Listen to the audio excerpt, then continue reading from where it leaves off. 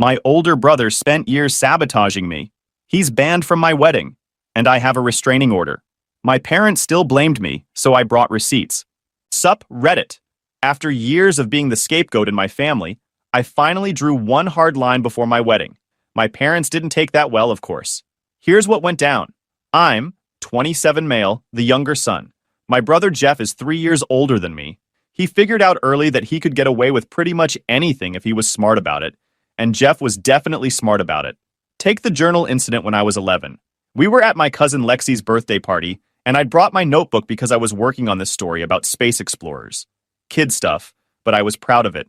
Jeff found it in my backpack and decided the whole party needed to hear about Captain Daniel's adventures with his alien girlfriend, Princess Zara. He read the whole thing out loud while everyone laughed. Every embarrassing detail, every misspelled word, every dorky plot twist. I tried to grab it back, but he held it over my head and kept going until I started crying. When my mom found me hiding in the bathroom 20 minutes later, she asked what happened. Jeff's version was that I'd overreacted to some light teasing and made a scene because I was too sensitive. My version? He read my private story to everyone and embarrassed me. Mom's response? Daniel, honey, you need to learn to take a joke. Jeff wasn't being mean. He was just having fun. You can't be so dramatic about everything. That was my first real lesson in family dynamics. In our house, be the bigger person meant be quiet or you're the problem. So I learned to be quiet, but I also learned something else. I started keeping track. Just mental notes. Like how Jeff could leave dishes in the sink for 3 days and mom would eventually wash them herself, but if I left one cereal bowl, I'd get a lecture about responsibility. Or how Jeff's grades were good enough while mine needed to be perfect. By middle school, I'd started writing things down. Not in a journal, I'd learned that lesson, but in a simple notes doc on my phone. Dates, what happened, who said what. I told myself it was just to help me remember if I was going crazy. Looking back, that notes doc probably saved my sanity. The triangulation started early too. Mom would tell me, Jeff's under a lot of pressure at school, so just give him some space when he was being an ass. Then she'd turn around and tell Jeff, Daniel looks up to you so much, maybe you could include him more. I wasn't looking up to him. I was trying to avoid him. But somehow I became the family mediator at 12 years old, always getting pulled into conversations about how to help Jeff or make things easier for everyone. When Jeff threw my PlayStation controller against the wall during one of his temper tantrums, I got told it was partially my fault for not sharing nicely. When I asked why I had to replace it with my allowance money when he broke it, Dad said it would teach me about taking care of my things. The gaslighting was constant. Anytime I pointed out that something wasn't fair, I was being difficult or keeping score or making things about me, Jeff never had to apologize for anything. A week after the PlayStation incident, Mom told my aunt that the boys had a little disagreement over sharing, but they worked it out themselves. No mention of the broken controller, the shouting, or me having to buy a replacement. That became the pattern. Jeff would do something destructive or cruel, I'd get blamed for my reaction to it, and then the whole thing would get reframed as normal sibling rivalry or a mutual misunderstanding. By high school, I'd stopped trying to defend myself. What was the point? The narrative was already written, and I wasn't the author. I just kept taking notes. The parentification started ramping up around this time too. I was the one who had to drive Jeff places at 6 a.m. when he'd missed his ride because he overslept. I was the one fixing the Wi-Fi router the night before his big presentation, because Daniel's good with computers. Somehow being competent at basic life skills meant I was automatically responsible for everyone else's problems. The more capable I became, the more chores got added to my plate. High school was when the financial stuff started getting obvious. Not the big things. Those were easy to miss. It was the small inconsistencies that added up. Like how Jeff needed $300 for a photography course that would really help with college applications. But when I asked for $150 for a computer programming camp, suddenly we needed to think about whether it's really worth the investment. The thing that really opened my eyes was Jeff's car situation. He totaled his first car junior year, ran a red light and T-boned someone because he was texting. Insurance covered most of it, but there was still a $2,500 deductible. 3 days later, Jeff came to me directly with a sob story about needing money to cover the deductible. He texted me asking for $2,000, promising he'd pay me back within 6 months from his part-time job. "I'll pay you back, lil' bro. I just need help right now," he wrote. I was 17. What was I going to say? Dad helped facilitate moving the money from my college savings account, but Jeff signed a handwritten IOU for the full amount with a repayment date. I kept a photo of it. He never paid it back.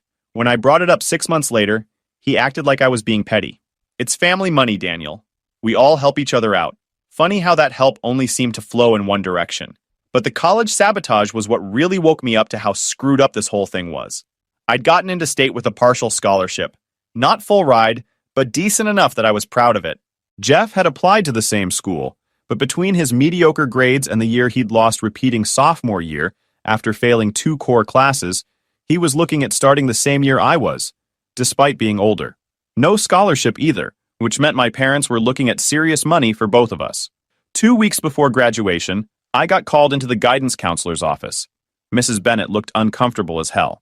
Daniel, I need to ask you about something. The admissions office at State received an anonymous tip that you may have cheated on your SATs. My stomach dropped. What? They're launching an investigation. It could affect your admission and your scholarship. The next 3 weeks were hell. I had to get letters from teachers vouching for my character. Had to retake a portion of the SAT under supervision. Had to write appeals explaining why I deserved to keep my spot. The whole time, Jeff was weirdly supportive.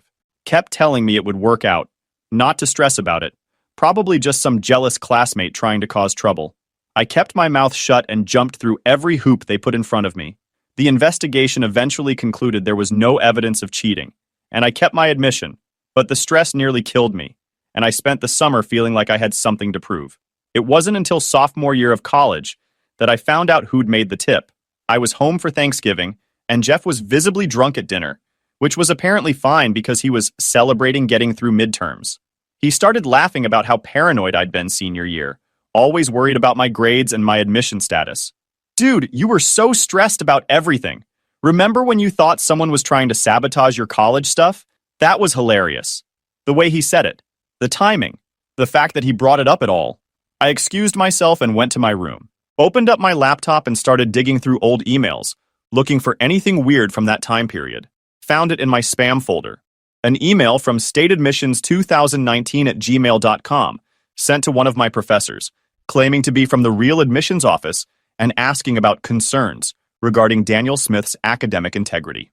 The professor had forwarded it to the actual admissions office, which is how the whole investigation started. I ran the email headers through a basic IP lookup tool. The email had been sent from our home network. Jeff was the only other person who knew my professor's email address. I'd mentioned it once when I was excited about getting good feedback on a paper. That night, I updated my notes doc with a new section, Evidence File. Started taking screenshots, saving emails, documenting everything with dates and details. I didn't confront him. What was the point? But I stopped pretending we were just normal siblings with normal problems. I started treating this like what it was, a pattern of deliberate sabotage that I needed to document and protect myself from. The notes doc became my insurance policy. Every weird financial request, every time Jeff borrowed something and didn't return it, every time my parents reframed his behavior to make me look like the problem, it all went in the file. By graduation, I had 3 years of documented incidents with dates, amounts, and screenshots where applicable. I wasn't paranoid, I was prepared. I started getting systematic about file naming too. Every piece of evidence got tagged with timestamps and provenance notes. If this ever went legal, I wanted documentation that would hold up in court. College was the first time I'd ever lived somewhere that Jeff couldn't just show up and create chaos. 4 hours away felt like 4,000 miles. And for the first time in my life, I could breathe. I went low contact immediately. Didn't make a big announcement about it, just stopped reaching out and kept my responses short when they contacted me. Holidays only. And even then I'd drive back the day of and leave the day after. My parents noticed, obviously. Started with the concerned calls about how college was going. Was I making friends? Was I struggling with the independence? When I kept insisting everything was fine, they switched tactics. Jeff misses you, Mom would say. He was asking when you're coming home next. Right. The same Jeff who'd spent the last decade making my life miserable. Every holiday, Mom would post these carefully crafted Facebook updates about how wonderful it was to have both my boys home and how proud she was of Jeff's leadership in his internship and Daniel's academic progress. Never mind that Jeff had dropped out of his internship after 2 weeks because he didn't like the work environment. Never mind that he was on academic probation for failing 3 classes. The public story was always about what a great, tight-knit family we were. The pressure ramped up junior year when I started dating Maria. Suddenly, every conversation included hints about bringing her home for holidays, how much they wanted to meet her, how Jeff was so excited to have a potential sister-in-law. I made excuses for 2 years. She was busy with her own family. She had work commitments. She was shy about meeting new people. The truth was simpler. I didn't trust my family anywhere near someone I actually cared about. That changed the summer before senior year, when my cousin Lexi called me out of nowhere. Hey, this is going to sound weird, but I was talking to my therapist about family stuff, and she asked me to think about specific incidents that felt wrong when I was a kid. Do you remember that time at my 8th birthday party when you fell down the stairs? I remembered that party, but not the stairs part. What are you talking about? Jeff said you fell and hit your head, but I was right there, Daniel. He pushed you. Like, deliberately pushed you because you were in his way when he was trying to get to the bathroom. You tumbled down like 6 stairs and got a huge bump on your forehead. The memory came flooding back. Not the fall itself, but the aftermath. Jeff telling everyone I'd tripped because I was clumsy and not watching where I was going. My parents being more worried about whether I'd embarrassed the family by crying than whether I was actually hurt. Why didn't you say anything? I asked Lexi. I was 8, and when I tried to tell your mom what I saw, she said I must have been confused because Jeff wouldn't do something like that on purpose. Another data point. Another piece of evidence that the pattern went back further than I'd realized. That's when I decided it was time for Maria to meet my family. Not because I wanted to integrate her into their dysfunction, but because I needed a neutral observer. Someone who could see what I was seeing and confirm I wasn't losing my mind. The visit went exactly as badly as I expected. Jeff was charming for about 30 minutes, then started making these little digs about my major, my career prospects, my general life choices. All delivered with a smile and framed as brotherly concern. Maria picked up on it immediately. On the drive back to school, she was quiet for about an hour before finally speaking up. Your brother's a piece of work. Yeah? He spent the entire weekend trying to undermine you. And your parents just let him. They acted like his comments were normal or even helpful. That night, she asked me directly, "What are you going to do about this?" Good question. I'd been documenting and avoiding for years, but I'd never actually considered what the end game looked like. I don't know, I told her, but I'm not letting them screw up my life anymore. 6 months later, I proposed. Maria said yes, and for the first time in my adult life, I had to think seriously about what kind of family I wanted to build and who I wanted to be part of it. The answer was becoming pretty clear. A few weeks later, I saw Mom's Christmas Facebook post about our wonderful family holiday traditions, next to a photo of me looking visibly uncomfortable while Jeff dominated the conversation. The caption talked about gratitude for family bonds and the joy of having both sons home. Meanwhile, the reality was Jeff spending 2 hours bragging about his latest get-rich-quick scheme while I counted down the minutes until I could leave. Maria looked at the post and just said, "She's not describing the same visit we were at. That's not neutral family documentation. That's active propaganda. Planning a wedding when half your family is toxic is like trying to plan a nice dinner when half the guests have food poisoning. Technically possible, but everyone's going to have a bad time." Maria and I decided early on that we wanted something small, intimate. People who actually supported our relationship and weren't going to create drama or make the day about themselves. When I told my parents about our engagement, the first question wasn't congratulations or when's the date. It was, how many people are you inviting and what's the budget looking like? Translation, how much of this are we going to have to pay for? And how much say do we get in the guest list? I shut that down immediately. We're paying for it ourselves, and we're keeping it small. Probably 60 people max. Mom's face went through about 5 different expressions before landing on concerned disappointment. 60 people? Daniel, that's barely family. What about your cousins? What about our friends who've known you since you were little? It's our wedding, Mom. We want people there who actually know us as adults and support our relationship. Dad jumped in with the financial angle. Son, if money's tight, we could help out. Make it easier to include everyone. Right, include everyone, which meant including Jeff, which meant giving him a stage to perform on and an audience to manipulate. Thanks, but we've got it handled. That's when they started the pressure campaign. Phone calls about how hurt various relatives were going to be. Texts about family unity and keeping everyone together. Passive-aggressive comments about how some people outgrow their families when they get a little success. The breaking point came 3 months before the wedding, when Jeff sent an email to our entire extended family. Subject line, concerned about Daniel's wedding plans. He CC'd me on it, which was either monumentally stupid or deliberately provocative. Probably both. The email was a masterpiece of manipulation. He painted himself as the concerned older brother who just wanted to make sure family relationships weren't being damaged by miscommunication. Vitas. He brought up how I'd always been sensitive, and how college had changed me, and how he was worried I was making decisions based on unresolved childhood issues, rather than what was best for the family. Then, he got specific. Claimed I was punishing our parents for normal parenting decisions. Said I was rewriting history to make myself look like a victim. Suggested that Maria was encouraging unhealthy boundaries and driving a wedge between me and my family. The email ended with a plea for everyone to reach out to me and help me see the reason before I did something I'd regret. I read it, then opened up my evidence file. Time to go nuclear. I spent the next 2 hours putting together what I called my truth packet, a 2-page timeline with dates, amounts, and brief descriptions of incidents going back 15 years. Each item was labeled as an exhibit with a short caption. Exhibit A, photo of handwritten IOU from Jeff, March 15, 2018. Loan for car deductible, $2,000. Will pay back within 6 months. Jeff. Note. Never repaid despite multiple requests. Exhibit B, email thread from stateadmissions2019@gmail.com, sent from home IP address May 12, 2019. Subject, concerns regarding Daniel Smith's academic integrity. Exhibit C, bank statement showing withdrawal from Daniel's college savings, March 18, 2018. Authorization, Dad. Memo, loan to Jeff, car deductible, and so on. 15 items total, each one documented with screenshots, dates, and minimal commentary. I sent it as a reply all to Jeff's email. Subject line, concerned about Daniel's wedding plans, documentation attached. My message was 3 sentences. Jeff asked family members to reach out about my wedding decisions.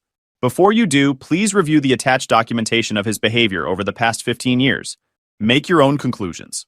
I sent everything via certified mail to the core family members, keeping the green delivery confirmation cards in a file folder. The responses came back fast. Most people didn't reply at all, but Aunt Isabel sent a neutral acknowledgement that she'd received the materials and would review them. Lexi called the same day to say she was proud of me for finally laying everything out in black and white. The response was immediate and exactly what I expected. Mom called within 10 minutes, sobbing about how I was destroying the family and airing private business and humiliating everyone. Dad's approach was more practical. Daniel, this makes everyone look bad. Can't we handle this privately? Jeff himself didn't respond directly, but he called Lexi and a few other cousins trying to do damage control. Claimed the documents were taken out of context and that I was having some kind of breakdown, but other people started reaching out too. Lexi called to say she was proud of me for finally speaking up. My Aunt Laura, Mom's sister, sent a private message saying she'd always suspected something was off, but didn't want to interfere. The most vindicating response came from Tyler, a guy from Jeff's high school class who'd been in a group chat with him senior year. He sent me screenshots of messages from 2019, right around the time of my SAT investigation. The messages were brutal. Jeff bragging about shaking up my college plans, laughing about how I was freaking out over the investigation, calling me paranoid and dramatic for being stressed about potentially losing my scholarship. Got him grounded again, LOL, from 3 years earlier. Mom totally bought it from 2 years before that. A clear pattern of someone who enjoyed causing problems and getting away with it. I forwarded the screenshots to everyone who'd received Jeff's original email. Subject line, additional documentation. The family civil war was officially underway. 3 weeks later, I sent a follow-up email to my parents and Jeff. The message was short. After considering the family dynamics of the past 27 years, I've decided that Jeff will not be invited to my wedding. If you choose to campaign for his inclusion or create drama around this decision, your invitations will also be revoked. This is not a negotiation. Mom's response was to forward my email to Jeff with the subject line, "Please call me," which I only knew about because she accidentally included me in the forward. That's when I started looking into attorneys. Finding a lawyer who specializes in family harassment cases is harder than you'd think. Most attorneys want to handle divorce or custody disputes. Not, my brother's been sabotaging me for 15 years, and my parents enable it. I finally found someone through Maria's cousin, who dealt with a stalking situation. Michael, family law with a focus on harassment and restraining orders.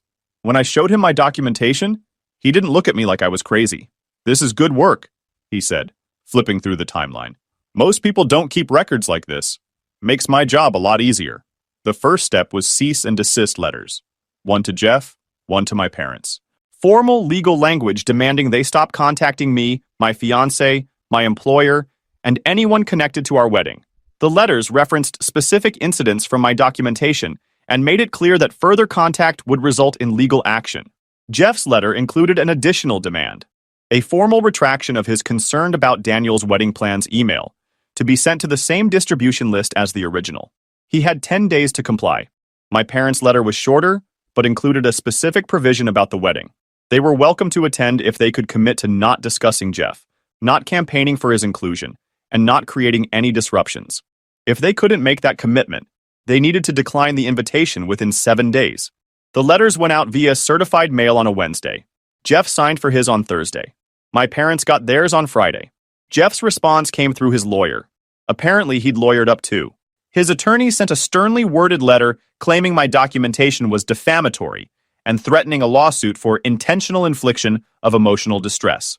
Michael laughed when he read it. Textbook intimidation tactic. He's got nothing. My parents didn't respond to the letter at all, but Mom called Maria's parents directly, tried to get them to intervene and talk sense into us before we destroyed the family permanently. Maria's mom shut that down fast. I'm sorry you're going through this, but it's not our place to get involved in your family issues. When the 10-day deadline passed without a retraction from Jeff, Michael filed the next round of paperwork. Small claims court, $2,847 for the loan that was never repaid, plus interest and court costs. I had the photo of his handwritten IOU, the bank records showing the loan disbursement, and Jeff's text messages acknowledging the debt but claiming it was family business that didn't need to be formalized. Michael helped me put together a packet showing the fake admissions email, the IP trace to our home network, and the timeline proving only Jeff had access to my professor's contact information. The detective who took the report was straightforward about expectations. This is from 2019, so prosecution isn't likely at this point, she said. But it's good documentation for your harassment case.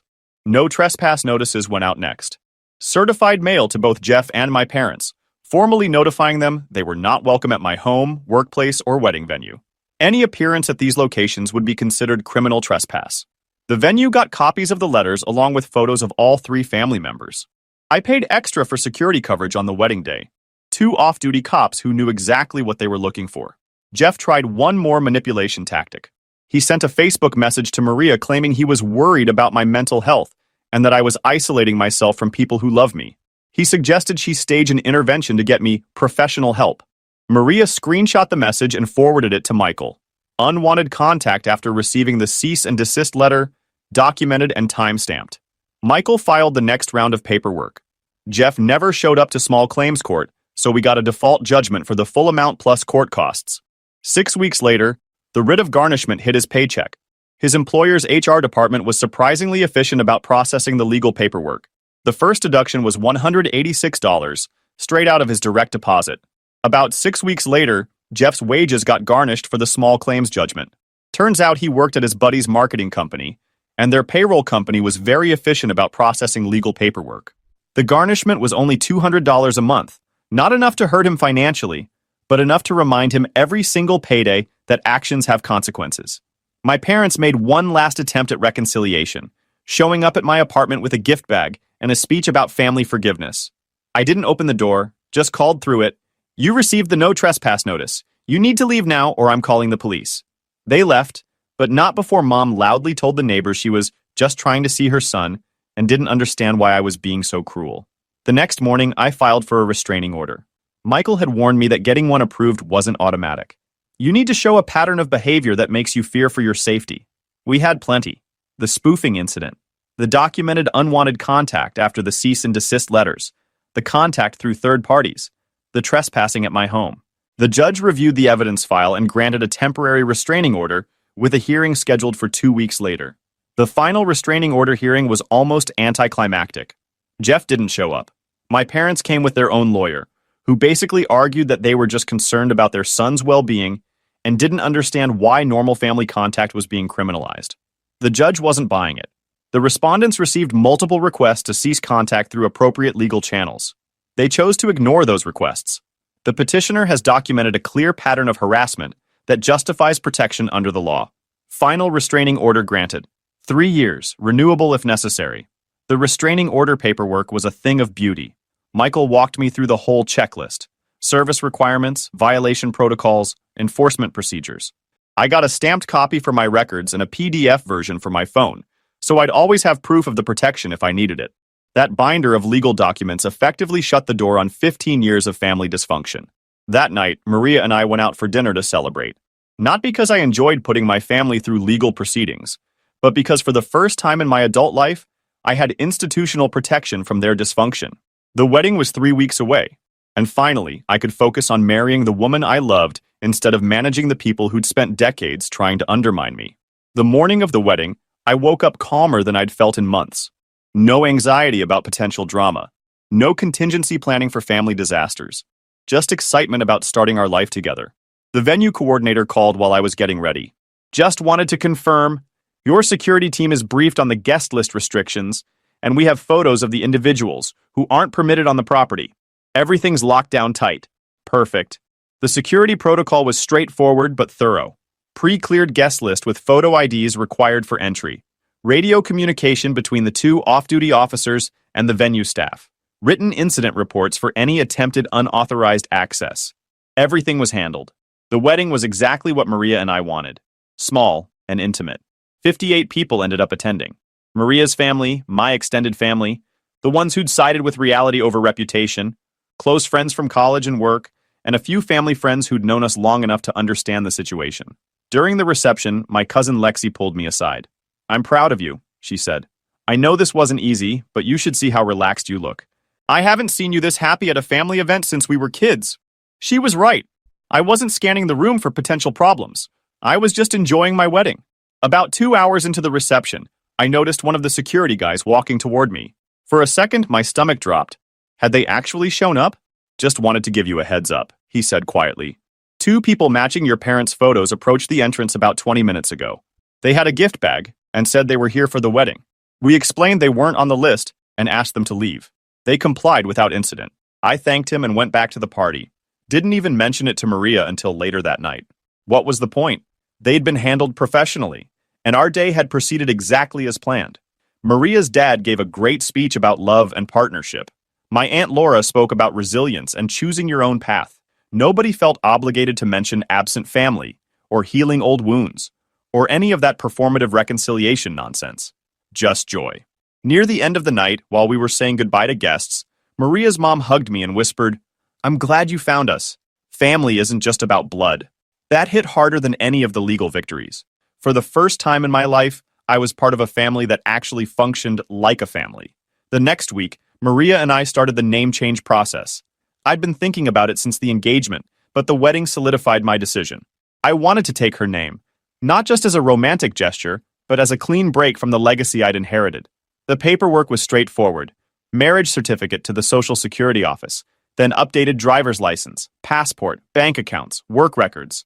Each change felt like removing another anchor that had been weighing me down. 3 months later, we bought a house. Small but perfect, with a good security system and neighbors who actually knew us as Daniel and Maria Forbes, not as the son who'd caused all that family drama. Jeff tried to find us through social media, but we'd already locked everything down. New addresses, updated emergency contacts, password protection on all our accounts. He could post whatever he wanted about me online.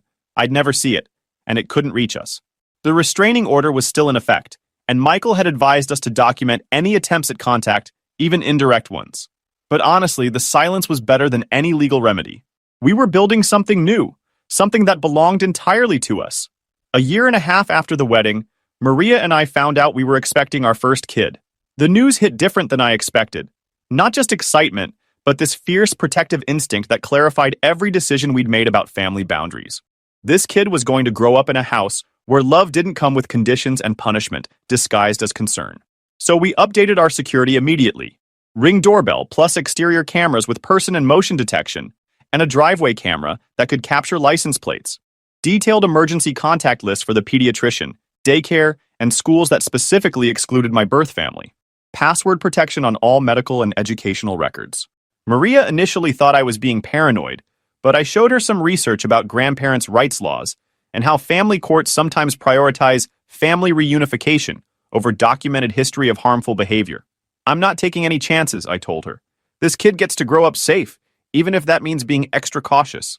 She understood. Her family had been functional enough that the idea of relatives being dangerous felt abstract, but she trusted my judgment and supported the precautions. Jeff's social media presence had become increasingly bitter over the past year. Not about me specifically. He was smart enough to avoid anything that could be construed as harassment, but lots of posts about family loyalty and people who abandon their blood and the importance of forgiveness. The irony was delicious, but I didn't engage. Blocked his accounts, blocked his friends, let him perform his victim narrative for whoever wanted to believe it. My parents had gone completely silent after the restraining order. No attempts at contact, no messages through intermediaries, no showing up at public events where they might run into us. Either they'd finally accepted the boundaries, or they'd decided I was permanently lost to them. Either way, fine with me. I'd spent months updating our estate planning documents to reflect the new reality. Revocable trust with Maria as primary beneficiary, power of attorney forms, healthcare proxy designations, HIPAA authorizations for medical decisions. Every document included a specific exclusion clause preventing my birth parents or Jeff from making any decisions for our son if something happened to us. The lawyer called it an anti-inheritance provision and said it was legally bulletproof. The extended family had mostly settled into a new normal. Lexi and I stayed close. Aunt Laura sent birthday cards and called occasionally. A few cousins had reached out to say they understood why I'd made the choices I did. The relatives who'd sided with my parents simply faded out. Holiday cards stopped coming. Wedding invitations didn't arrive. I got removed from family group texts and Facebook events. Fine by me. I didn't care. When our son was born, Maria and I were very selective about announcements. Close friends, supportive family members, people who'd shown up for us consistently. We posted one photo on social media, then went quiet. The baby was perfect. To him, his family was just mom, dad, and the handful of adults who loved him unconditionally. 6 months later, I got a text from an unknown number. Just a photo of our son, clearly taken from my social media, with the message, "Beautiful grandson. Hope we can meet him someday." I screenshot it, forwarded it to Michael, and blocked the number. Violation of the restraining order, documented and reported. The next day, I changed all our social media to private and removed any photos that showed identifiable details about where we lived or worked. That night, Maria asked if I ever regretted how things ended up. "Do you miss having a normal family?" she said. "Like, one where your kids would have grandparents and uncles and all that traditional stuff?" I thought about it seriously. "No," I said finally. "I miss the idea of having a normal family. But we never actually had that." I looked at our son sleeping in his crib. "He's going to have something better, I promise." Maria smiled. "Sounds pretty good to me." 2 weeks later, we got a letter from Michael. The police had arrested Jeff for violating the restraining order. Apparently, he'd driven by our house multiple times and been caught on our neighbor's security camera. The texts about our son had been traced back to a phone registered in his name. He pled no contest and got 6 months supervised probation plus an extension of the restraining order for another 3 years. I felt nothing. No satisfaction, no vindication, no anger. Just a mild sense of validation that everything I'd done was worth it. Last month, I updated my will and estate planning documents. Maria and I both have detailed instructions about who can make decisions for our son if something happens to us. Jeff and my parents are specifically excluded. Boundaries weren't revenge. They were the fire exit. Did you enjoy my story? What a journey it has been. I truly wonder, what would you have done if you were in my shoes? Would you have chosen silence to keep the peace, or would you have done what I did to reclaim your dignity? Let's meet in the comments below. I'm so curious to hear your thoughts. I'm reading every single one. Which city are you listening from tonight? If my story resonated with you, you can support me and help me bring more stories like this to the world by sending a super thanks.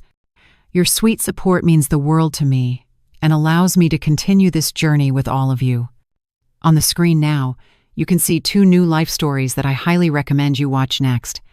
There are so many more on my channel, each with its own lessons and triumphs. Don't forget to subscribe and click the notification bell so you never miss a new chapter. Thank you for being here with me. Until the next story, with love and respect.